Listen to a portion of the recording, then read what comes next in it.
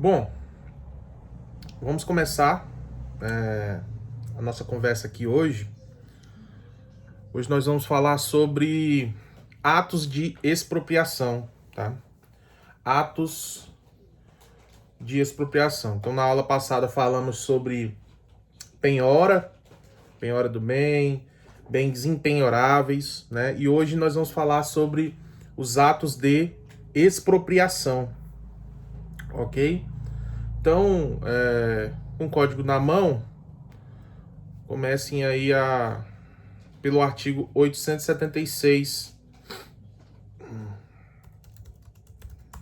Vou até abrir aqui também, pra gente acompanhar junto.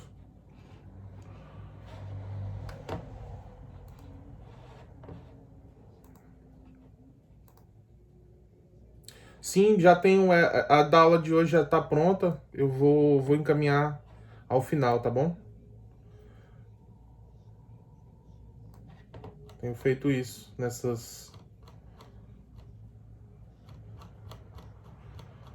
Deixa eu botar aqui.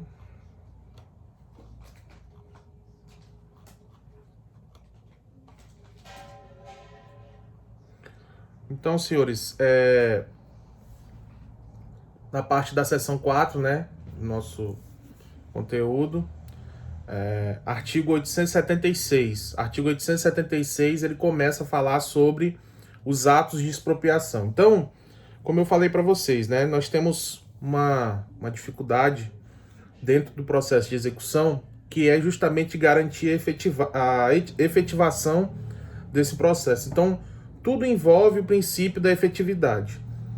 Por que o princípio da efetividade ele é tão importante? Porque não adianta você ter um processo em que você tem a prestação jurisdicional, em que você tem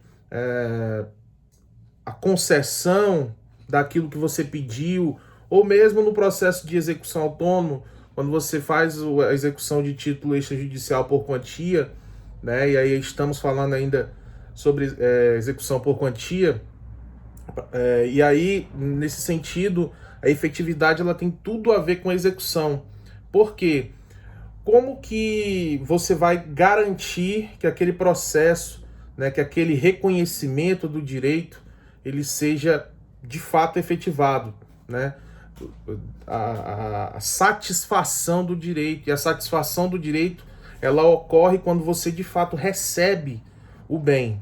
E aí, dentro do processo de execução, você tem um passo a passo que é tão dificultoso quanto o processo de conhecimento, né? Você começa o processo de execução, já se for numa fase, por exemplo, de cumprimento de sentença, você já começa com aquela...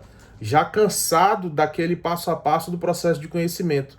E aí vai para uma outra fase que é a fase de efetivação, que não se engane, né? É fácil você até dizer, não, se for uma grande empresa, com certeza essa grande empresa vai pagar, porque se ela não pagar, as contas dela vão ser penhoradas. Na aula passada nós falamos justamente sobre a penhora e a penhora online, que é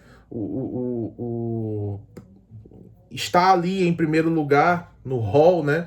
Então deve ser preferível essa penhora online, que é a penhora em dinheiro, né? Para você utilizar o sistema do Bacen-Jude para bloquear a conta do devedor, então bloquear aquele valor que você está cobrando.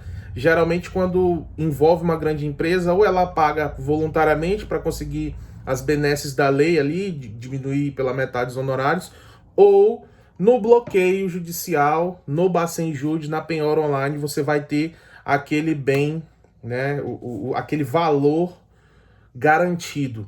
Mas normalmente nos processos, geralmente quando você não consegue a penhora em dinheiro, o que você vai fazer? Você vai atrás de outros bens para que você possa fazer a penhora.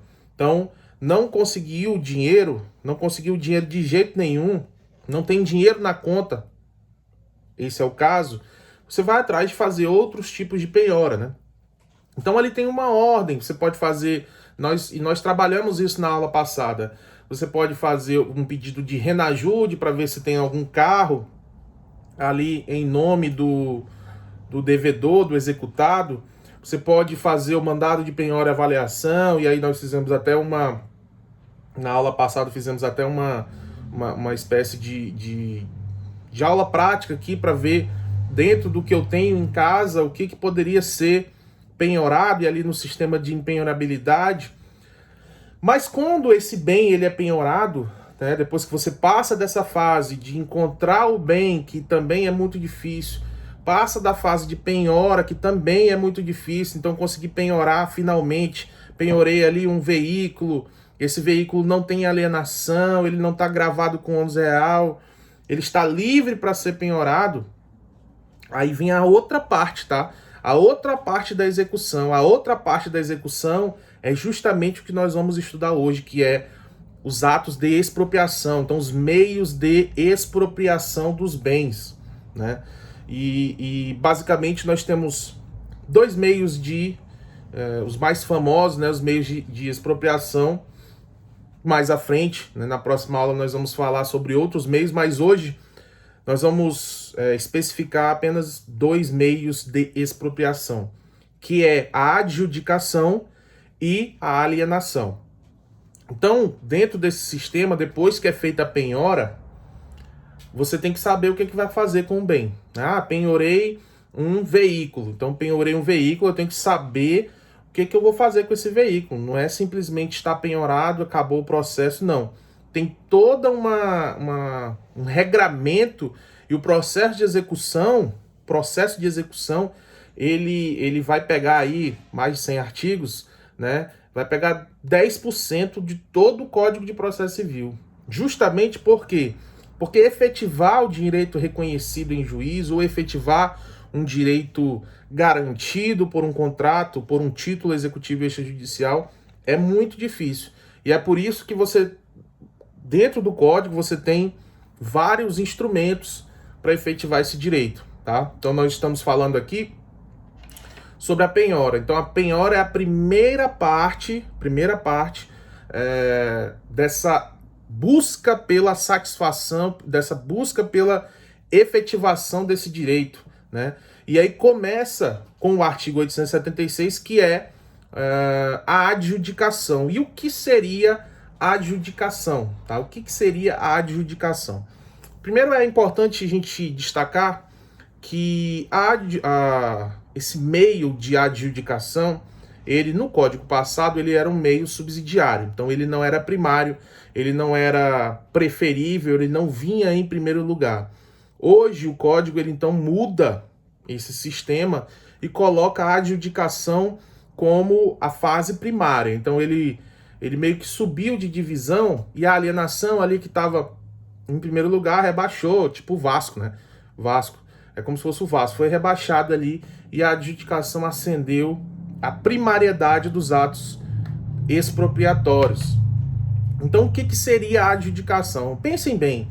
Imagine que num processo de execução nós conseguimos então penhorar um veículo. Então esse veículo ele foi apreendido, né, e ele está penhorado. Então ele está à disposição do juiz. O juiz inclusive nomeia um depositário, esse chamado depositário fiel, para que fique cuidando desse veículo até o fim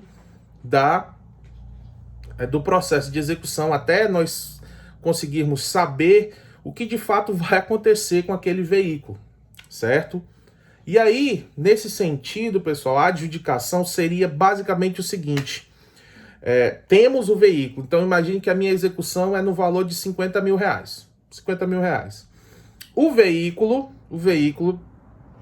na tabela FIP, imagine que ele vale ali também em torno de 50 mil reais.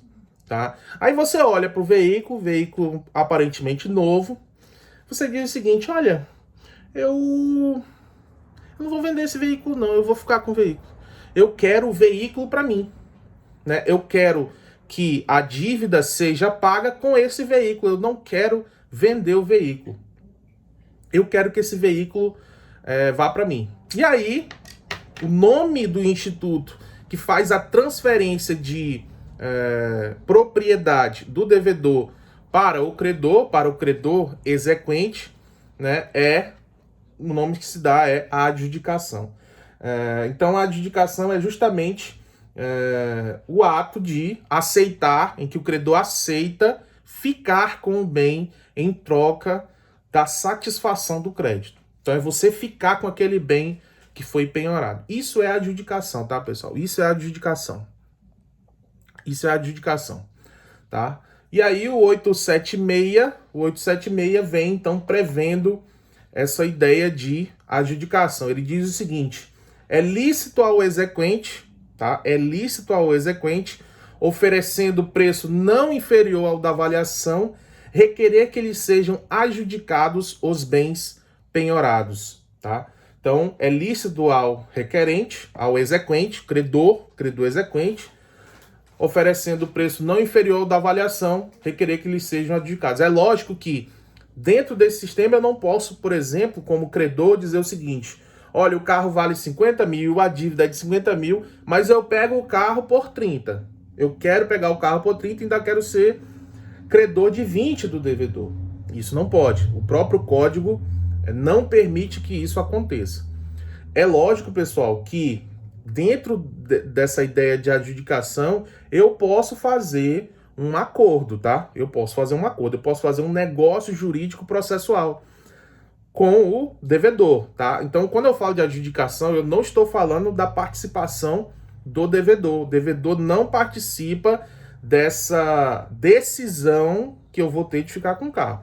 Mas, diante da situação, eu posso, por exemplo, fazer um acordo com o devedor. Então, o devedor chega para mim e fala: olha, Marcos, eu não quero o carro, eu vou mandar o carro para leilão, e aí vou vender o carro, eu vou mandar ele para leilão, provavelmente ele vai ser vendido por um preço menor do que aqueles 50 mil, e nada impede que eu faça então um negócio jurídico processual, dizendo o seguinte: olha, ao invés de você vender ou colocar para alienação, enfim, alienação por meio particular ou por leilão, vamos fazer um negócio, pega esse carro no valor de 40 mil, porque se ele for para leilão, eu vou perder um pouco mais.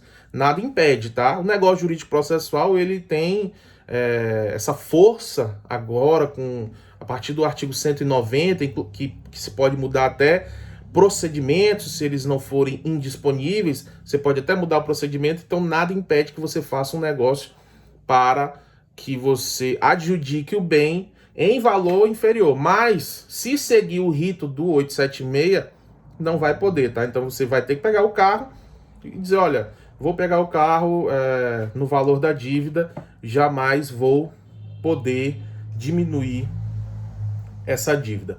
Aí o parágrafo 1º do 876 fala o seguinte: requerida a adjudicação. Então, primeiro ponto, a primeira premissa da aula de hoje: essa adjudicação ela tem que ser requerida, então ela não é automática, tá? O que vai acontecer é que o juiz vai me intimar, eu enquanto credor, e vai dizer o seguinte: Marcos, intime-se o Marcos para saber se ele quer adjudicar o bem. E aí eu tenho que fazer o requerimento, tá? E aí, do parágrafo 1º, você tem a intimação do executado. Então, requerida a adjudicação, o executado será intimado do pedido, tá? Ele vai ser intimado aqui nos termos do inciso 1, na pessoa do seu advogado, constituído nos autos. No inciso 2, por carta de recebimento, quando representado pela Defensoria Pública, ou quando não tiver procurador constituído nos autos, ele não tiver advogado nos autos, tá? Por meio eletrônico, quando, sendo o caso do parágrafo 1º do artigo 246, não tiver procurador constituído nos autos, né? Aquele cadastro lá eletrônico, vocês já devem ter estudado. E aí continua, o parágrafo 2º fala: considera-se realizada a intimação quando o executado houver mudado de endereço sem prévia comunicação ao juízo, observado o disposto no artigo 274. Aí vem o parágrafo 3º que fala da citação por edital. Agora o interessante aqui é o parágrafo 4º, tá? Acompanhem comigo aí o parágrafo 4º do 876. Se o valor do crédito for, inciso 1, inferior ao dos bens, o requerente da adjudicação depositará de imediato a diferença que ficará à disposição do executado. O que seria isso? Vamos trabalhar ainda com a ideia do carro. Vocês estão me ouvindo bem aí? ou tá travando muito? Beleza. Então vamos trabalhar com a ideia do carro ainda, né? Que é uma ideia que eu já trabalhei na prática. Nós tínhamos uma dívida no escritório que eu trabalhava antes, e o camarada tinha uma dívida com o escritório e não pagava, de jeito nenhum. Aí nós penhoramos um carro dele, era um Civic, né? E esse cara, ele era advogado. Ele acho que é advogado, eu não lembro ainda, mas ele é advogado, né? Ele andava no Civic. Penhoramos o carro dele, o Civic, né? E aí o advogado que trabalhava, que era o meu supervisor à época, falou: rapaz, eu quero o Civic. Eu quero o Civic, o Civic era novo, né? E a dívida era mais ou menos assim, eram 50 mil a dívida, sabe? 50 mil a dívida. E o carro, à época, valia, na FIP, em torno de 80 mil reais. Em torno de 80 mil reais. Aí, eu trabalhei nesse processo, né? Eu trabalhei nessa execução. E aí nós pedimos a penhora do carro. O carro foi penhorado. E ele ia ser leiloado. Ele ia para leilão. Só que aí o advogado, meu advogado supervisor, meu chefe, ele: não, eu vou ficar com esse Civic. Eu vou ficar só pelo menos pra dar raiva pra esse cara que ele tá me devendo e tal, enfim. E aí, quando nós fizemos... Aí ele: não, eu vou adjudicar. Foi aí que eu comecei a entender, né? Porque eu vi esses termos, expropriação, adjudicação, não entendia porra... meios mandamentais, subrogatórios, não entendia porra nenhuma disso. Então eu fui estudar, né, ainda enquanto estagiário, esses institutos. E lembro muito bem, não, vamos fazer a adjudicação. E nesse ponto o código continua igual ao código de 73. Isso ainda era na época do código de 73. O carro valia 80, a dívida era 50 atualizada. Aí, o que ele fez? Ora, se o carro vale 80, esse é o inciso 1 do parágrafo 4º, tá? Se o carro vale 80 e a dívida é 50, significa que sobra 30. O que nós temos que fazer? Depositar os 30 mil em juízo e aí adjudica o carro, tá? Ó, inferior ao dos bens. Se o crédito for inferior ao do bem penhorado, o requerente da adjudicação depositará de imediato a diferença, que ficará à disposição do executado. Então ele fez o depósito de 30 mil e aí o carro foi adjudicado. Ele passou então para o nome desse meu chefe, tá? Então seria isso, tá, pessoal? Muito cuidado com essa situação aí. O inciso 2 é justamente o contrário. Se o valor do crédito for superior ao do bem, a execução prosseguirá pelo saldo remanescente. Vamos trabalhar ainda com o mesmo exemplo, só que agora o contrário. A execução é de 80 mil,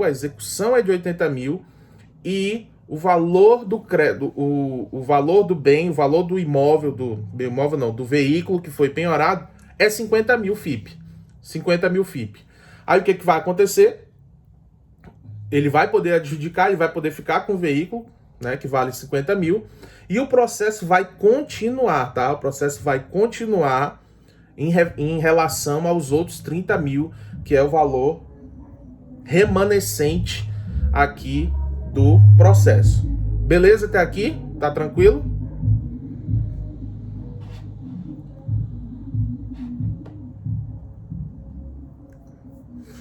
Certo.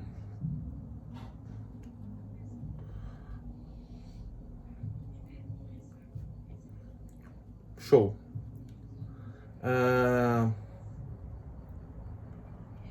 Aí, pessoal, o parágrafo 5º vai falar, né, sobre aqueles que têm os outros legitimados para propor aí o pedido de adjudicação. Todos aqueles que tiverem... Aí ele remete aqui, ó, todos aqueles que tiverem direito real sobre aquele bem, mesmo não sendo o proprietário, que neste caso seria o executado.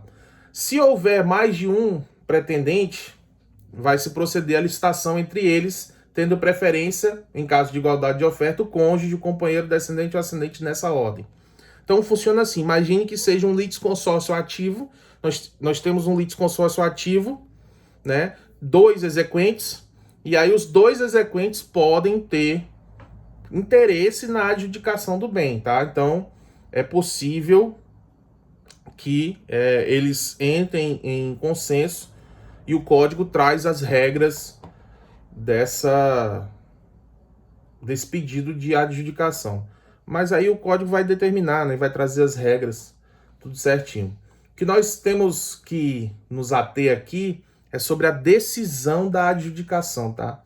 A decisão da adjudicação, que está lá no artigo 877. O próximo artigo 877 vai trazer a decisão. Então, vamos reformular. Tenho o veículo penhorado, fiz o pedido de adjudicação e o juiz vai começar a deliberar sobre esse pedido. Então, transcorrido o prazo de 5 dias, diz o 877, contado da última intimação e decisões eventuais e decididas eventuais questões, o juiz ordenará a lavratura do auto de adjudicação. Tá? Aí o parágrafo 1º. Considera-se perfeita e acabada a adjudicação com a lavratura e assinatura do auto pelo juiz, pelo adjudicatário, pelo escrivão ou chefe de secretaria da vara e, se estiver presente, pelo executado. Depois disso, vai se expedir uma carta de adjudicação e o mandado de emissão na posse, quando se tratar de bem imóvel. Quando se tratar de bem imóvel, você tem a emissão na posse, a troca da posse. Tá? O inciso 2, a ordem de entrega ao adjudicatário quando se tratar de bem móvel, certo? E aí os outros parágrafos, eles vêm trazendo, né, o que vai ter nessa carta de adjudicação, né, os requisitos formais dessa carta de adjudicação. O que interessa aqui mesmo é o artigo 878. O artigo 878, ele trata da remissão, tá? Deixa eu colocar aqui para vocês. Remissão do bem. Com C cedilha, pelo amor de Deus. Ok? Com C cedilha. Com C cedilha, tá? Remissão do bem. Então diz assim, ó, o 878. Veja comigo. Frustradas as tentativas de alienação do bem, será reaberta a oportunidade para o requerimento de adjudicação, caso em que também se poderá pleitear a realização de nova avaliação.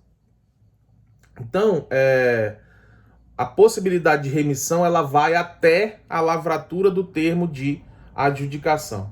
E o que seria remissão do bem, tá? Até a lavratura do termo. Então, deixa eu puxar um quadro aqui.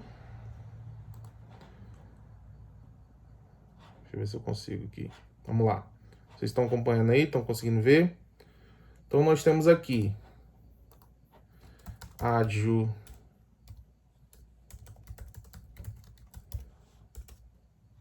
temos a adjudicação, tá?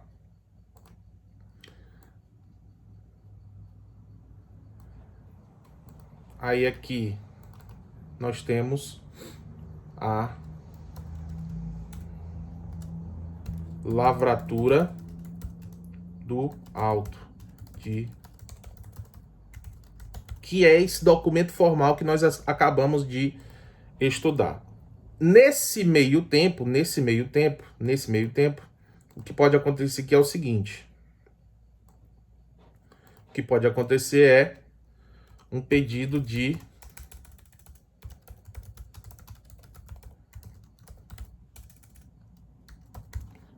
remissão.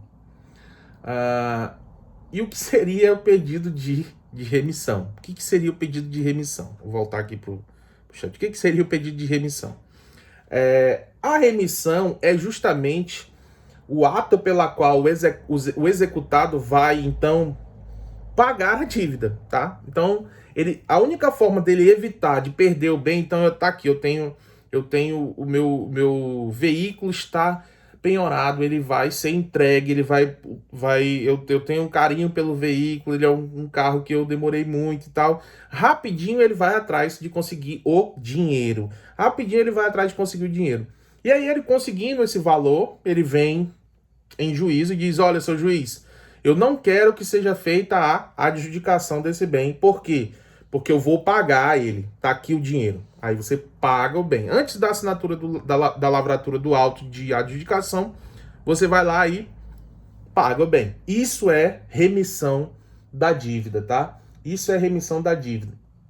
Você faz a remissão, recebe o seu veículo de volta, o exequente sai feliz da vida porque teve então foi feito então o pagamento da dívida, né? E todo mundo fica satisfeito com a situação.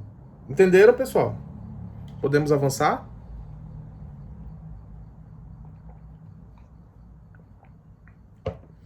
Certo. Tranquilo. Então vamos lá. Dito isto, a gente finaliza então a parte de adjudicação, tá? A adjudicação é isso, é basicamente isso. Vejam que não é difícil, tá? Não é difícil, é tranquilo, é um assunto tranquilo de você estudar, de entender, enfim. E aí a gente já passa para a segunda parte, que é a alienação. Não, não é, meu Deus do céu. 40 minutos de aula, já tá querendo terminar, calma. Calma, a gente vai falar sobre alienação e aí eu prometo que encerro a aula mais cedo hoje, tá bom? Beleza? Que aí a gente vai ter um conteúdo, vai ter um conteúdo considerável aí, tá? Um conteúdo considerável. Eu vou até fazer o seguinte, eu vou usar os atos de expropriação, então a aula de hoje, especificamente, ela já vai servir como primeira aula da A2, tá? Eu não vou cobrar esse conteúdo na A1, tá bom? Pode ser assim? E aí eu vou mandar para vocês o material escrito do conteúdo da A1, que nós tivemos até agora. Somente da parte das aulas online, beleza? Porque nas aulas presenciais nós fizemos aí a explanação em quadro, vocês anotaram, enfim. Tá bom? Beleza, então. 879, o 879 abre então a possibilidade de alienação. Alienação. Tá? Alienação. Então, a alienação, toda vez que vocês se depararem com esse termo alienação, pensem em venda, tá, pessoal? Pensem em venda. Alienar é vender, tá? Vamos tentar ser mais simples possível, porque os termos do código, eles não são termos comuns do nosso dia a dia. Então é preciso aqui que a gente tente utilizar da forma mais simples, tá? Da forma mais simples, essa ideia de venda. Deixa eu abrir aqui um outro material.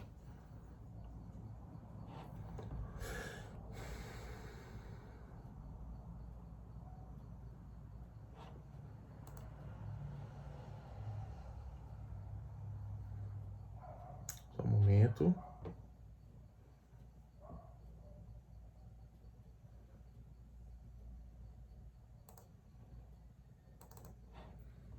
Não, não era isso, não.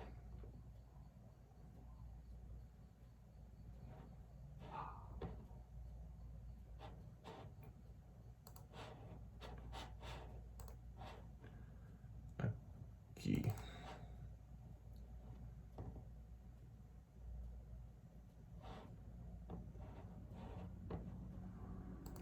Também não é isso.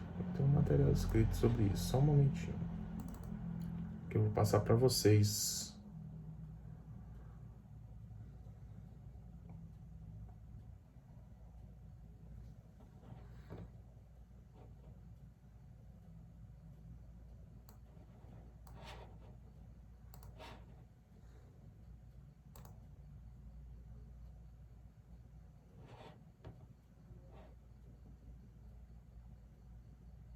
Ah, tá aqui, achei.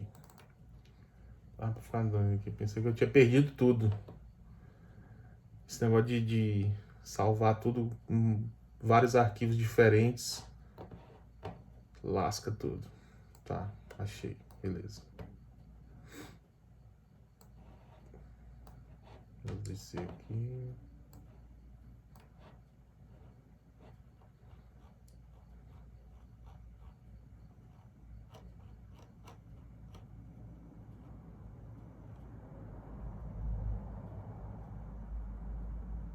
Pronto. Então vamos lá, vamos falar agora, deixa eu apagar aqui o quadro. Vamos falar agora sobre a alienação, tá? Bom, pessoal, a alienação, ela pode ocorrer de duas formas basicamente. Ela pode ocorrer por iniciativa particular, tá?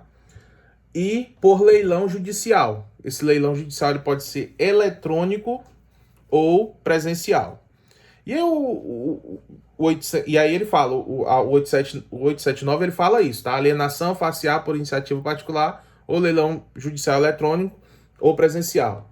Né? Então, não efetivada a adjudicação, então o 880 ele já demonstra aqui que a adjudicação ela deve vir primeiro, tá? Então, o que as provas têm feito? Elas têm tentado bagunçar a cabeça das pessoas para ver se existe uma ordem de preferência entre os meios de expropriação. E a resposta é sim, tá? Existe uma ordem de preferência entre os meios de apropriação. Então, prefere-se a adjudicação primeiro, porque é um meio mais simples, até para aquele que está requerendo. Você quer o bem, fica com ele, ponto final, acabou o processo.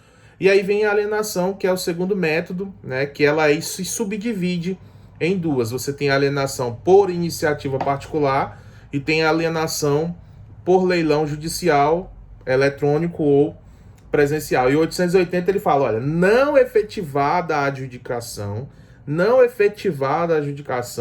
o requerente poderá requerer alienação por sua própria iniciativa ou por intermédio de corretor ou leiloeiro público credenciado perante o órgão judiciário, tá? Então, neste caso aqui, do 880, ele fala da alienação por iniciativa particular. O que seria isso? Como o próprio nome já diz, vai ficar a cargo do exequente, vai ficar a cargo do credor exequente a venda desse bem. Então ele vai, é lógico que ele não vai vender por qualquer preço, por quê? Porque ele não pode vender por qualquer preço, tá? Mas ele vai ter uma liberação, o código dá uma liberação para que o exequente pegue o veículo e comece a oferecer. Não, eu vou tentar vender esse veículo, eu conheço muitas pessoas, né? Então eu vou assumir a responsabilidade de conseguir vender esse veículo, vender esse imóvel, para poder garantir a satisfação da minha dívida. Já que eu não quis adjudicar o bem, eu não quero esse bem, eu vou então... Geralmente no veículo, a base de cálculo utilizada é a tabela FIP, né? Que é a tabela oficial, tá bom? Então, base de cálculo aqui é a tabela FIP. E aí dentro desse sistema, né, por iniciativa particular, ele pode então utilizar de corretor, inclusive, é um imóvel, vamos chamar um corretor para fazer essa alienação, tá? É lógico que nesse sentido o juiz ele vai fixar um prazo, tá? Então o parágrafo 1º fala o seguinte: o juiz fixará prazo em que a alienação deverá ser efetivada. A forma de publicidade, então vou oferecer no OLX, seria o caso. Preço mínimo, tá? Condições de pagamento, as garantias e, se for o caso, a comissão de corretagem. Ele vai dizer, olha, 3% para o corretor, se for o caso, se for haver corretor, bem imóvel, se coloca ali para vender. E aí, geralmente, nesses casos, o corretor consegue vender o imóvel por um preço melhor até do que de leilão, por isso que existe essa possibilidade de alienação por meio de iniciativa particular, justamente pelo fato de você não ter a perda ali do valor que teria geralmente em leilão, porque em leilão a gente nunca sabe o que vai acontecer, né? Então, o parágrafo 1º ele traz essa regra aqui justamente para garantir que não haja nenhum prejuízo para o executado. Lembre-se das nossas primeiras aulas, né? O processo de execução ele tem vários princípios. E um dos princípios é o princípio da menor onerosidade ao executado, justamente pelo fato de que você pode até cobrar uma dívida, né? Mas você não pode prejudicar de forma de sobremaneira que vá deixar ali o executado em situação difícil, tá? Então você tem todo um regramento, é por isso que o processo de execução ele tem todo esse regramento todas essas fases, as fases difíceis, enfim, justamente pelo fato de que existem alguns princípios que vão proteger o executado. Mas, se você tem de um lado o princípio da menor onerosidade, do outro você tem o princípio da efetividade, né? Da efetivação da execução, tá? Então, o parágrafo 2º da parte de alienação por iniciativa particular diz que vai ser formalizado por termo nos autos com assinatura do juiz, do exequente, do adquirente e, se estiver presente, do executado. Expedindo-se, inciso 1º, carta de alienação, tá? Carta de alienação. E o mandado de emissão na posse quando se tratar de bem imóvel. A ordem de entrega ao adquirente quando se tratar de bem imóvel. Então ele repete aqui, né, dizendo que nesses casos você vai ter ali a alienação. Parágrafo 3º. Só um momento.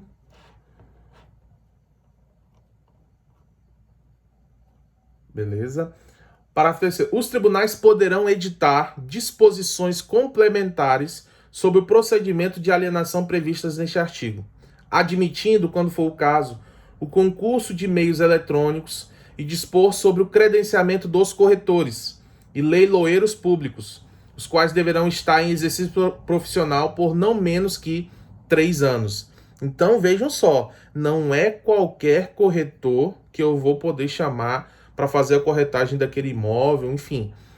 Esse corretor, ele tem que ter isso aqui, pessoal, esse artigo, esse parágrafo 3º, aqui, que eu vou até colocar no chat aqui, esse parágrafo 3º, ele cai muito em concurso, tá? Ele cai muito em concurso.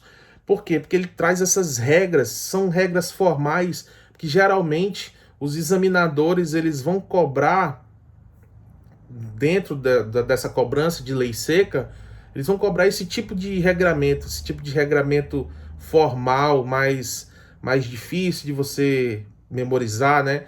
Então, esse credenciamento, os corretores, então o que o parágrafo 3º diz? Ele diz que esses corretores, eles vão ter que ter um sistema de credenciamento no tribunal, tá? Então, o próprio tribunal, por exemplo, aqui no Acre, você tem esse sistema de credenciamento. Então, você tem corretores credenciados no sistema do tribunal, você tem leiloeiros credenciados no sistema do tribunal, você tem administradores credenciados no sistema de tribunal para administrar, por exemplo, empresas em recuperação judicial, enfim, você tem esse sistema, tá? Então, o parágrafo 3º, ele traz essa possibilidade.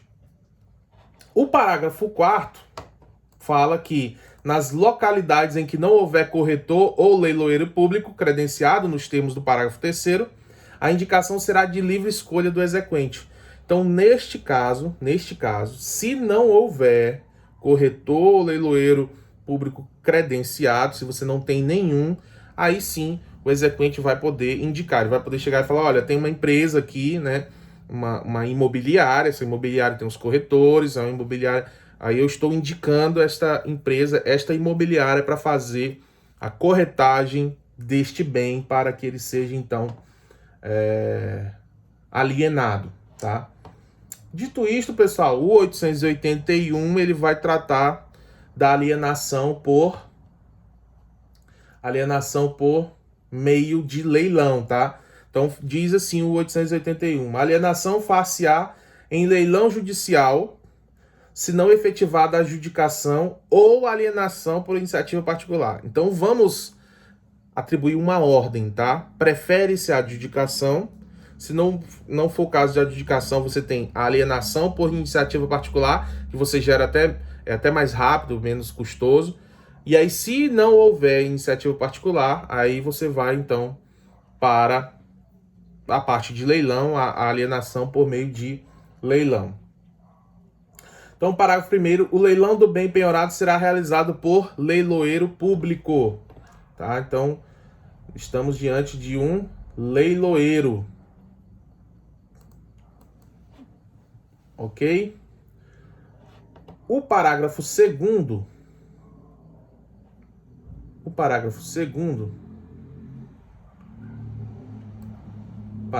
fala o seguinte: Ressalvados os casos de alienação a cargo de corretores de bolsa de valores, todos os demais bens serão alienados em leilão público. Então, se você estiver diante de uma alienação que envolva a bolsa de valores, aí você tem uma especificidade, tá? Mas se não acontecer, né, você vai ter ali o leilão normal. Aqui a gente está falando, o que eu estou falando é o seguinte, ó. Nós temos a possibilidade desse leilão acontecer, né, o leilão público. Se for caso de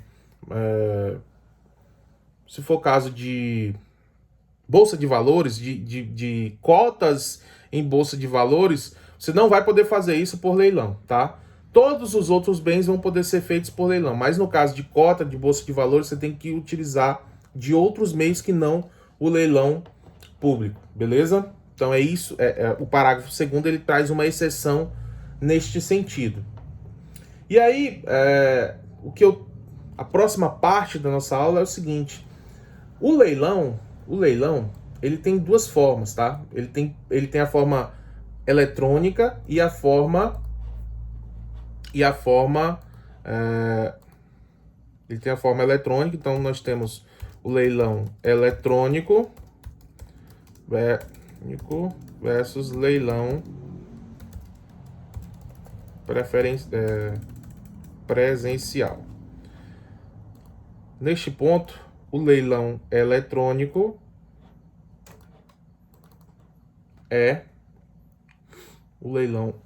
ele é regra, tá? Você vai prefere-se sempre o leilão eletrônico. Então, ele é prioridade. Se não for possível, aí vem o 882, que fala: não sendo possível a realização por meio eletrônico, o leilão será presencial, tá? Que é aquele leilão que vocês já devem ter ouvido falar ou já participaram. Eu não sei se já participaram de algum leilão judicial, mas geralmente acontece muito na Justiça do Trabalho, né? Inclusive, se você for lá na Justiça do Trabalho, sempre tem uns cartazes lá dos bens que vão ali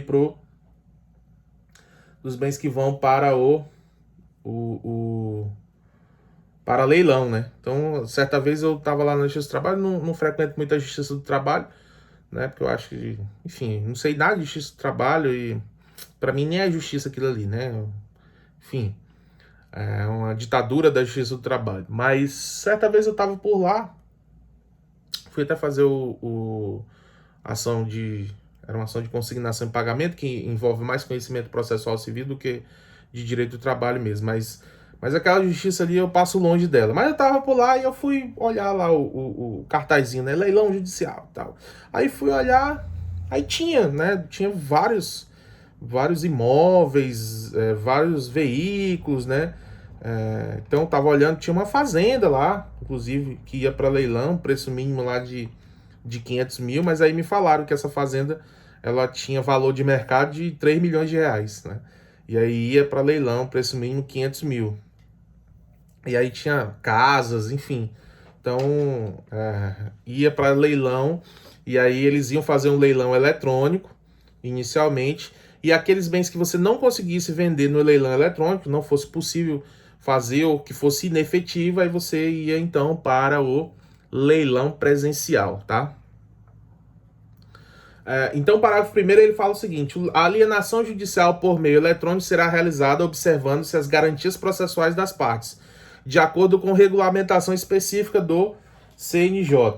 Parágrafo 2º vai no mesmo sentido.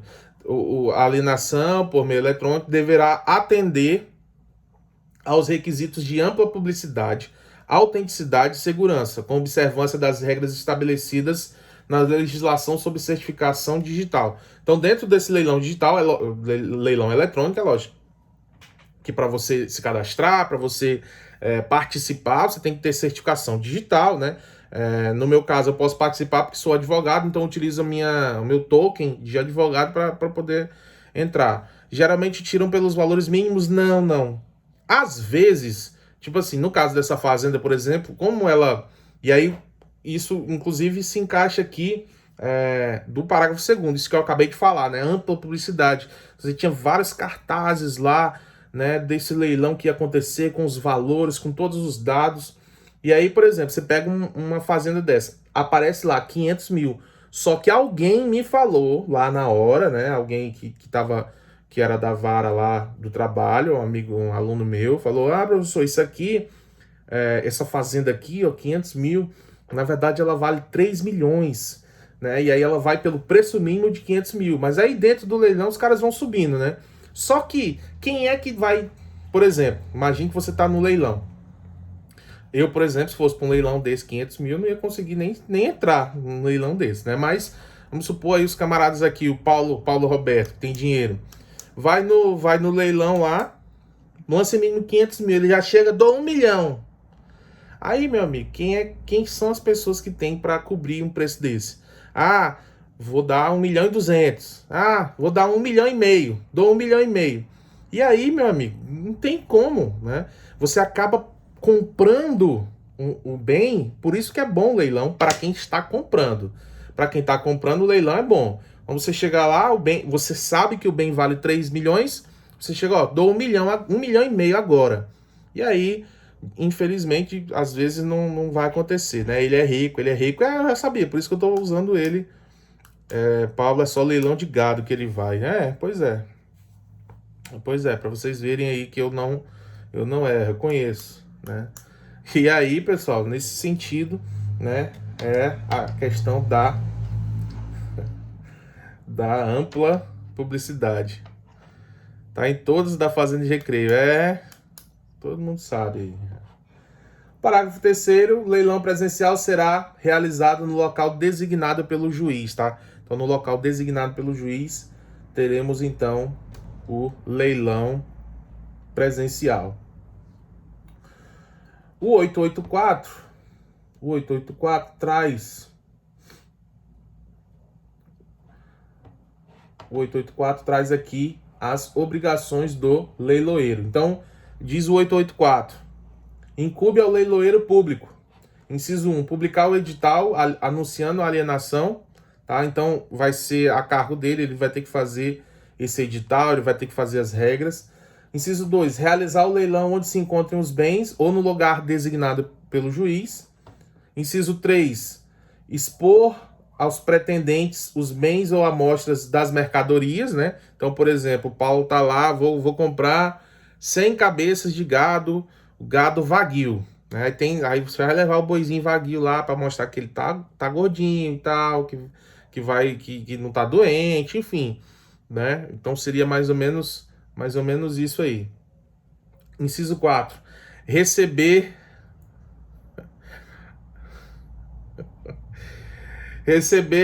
4, receber e depositar dentro de um dia a ordem do juiz o produto da alienação, tá? Então você fez ali, você fez o leilão, vendeu, então você, no prazo de um dia, já tem que entregar o produto. Inciso 5, prestar conta nos 2 dias subsequentes ao depósito. Então, você vai ter o depósito, vai ter o pagamento, vai ter a tradição, você vai entregar o bem para aquele que está comprando. E aí é lógico que o leiloeiro ele vai ter os seus honorários, tá? Ele vai ter os honorários. Então, como é que vai ser o pagamento desse leilão? Como é que vai ser o pagamento desse leilão? Ou desse leiloeiro, né? Geralmente,